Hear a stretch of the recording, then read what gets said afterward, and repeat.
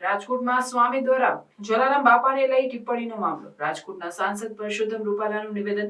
રૂપાલા દ્વારા સ્વામીનો ઉધડો લેવામાં આવ્યો. જે સ્વામીએ આ નિવેદન આપ્યું છે, હું તેનું નામ પણ નથી જાણતો. આવા સ્વામીને સ્વામિનારાયણ સંપ્રદાય, અન્ય સંતો અને અનુયાયીઓ દ્વારા જ તેની વિરુદ્ધ કાર્યવાહી કરવી જોઈએ. આ બહુ જ દુઃખદ બીના છે.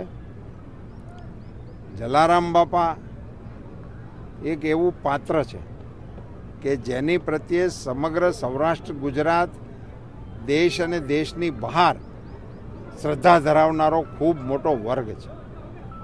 બીજું, જલારામ બાપા એ આપણા શ્રદ્ધા અને સેવાનું કેન્દ્ર છે.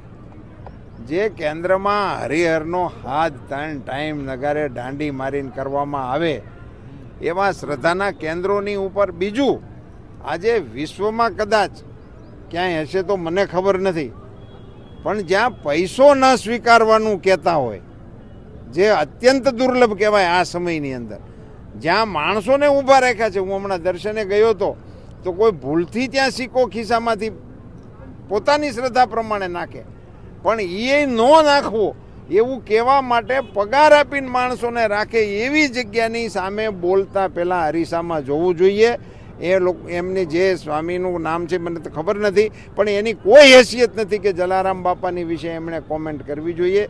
હું એની માટે મારી સખત નાપસંદગી વ્યક્ત કરું છું, એમની ઘોર નિંદા કરું છું અને આનાથી બચવું જોઈએ. અને એક વધારાની અપીલ કરું છું કે સ્વામિનારાયણ સંપ્રદાયના અન્ય સંતો અને જે અનુયાયીઓ છે એમણે આમની વિરુદ્ધમાં પગલાં લેવા માટેના પ્રયાસો કરવા જોઈએ. અને જલારામ મંદિરના ગાદીપતિઓને હું વિનમ્રપણે પ્રાર્થના કરું છું કે આપની ગરિમા એ આવા નિવેદનિયાઓના આધારે નથી. આપની ગરિમાનું કારણ જલારામ બાપાનું તપ છે. આપ એ ગરિમાને જાળવી રાખો એવી આપના સૌના ચરણોમાં નમ્ર પ્રાર્થના.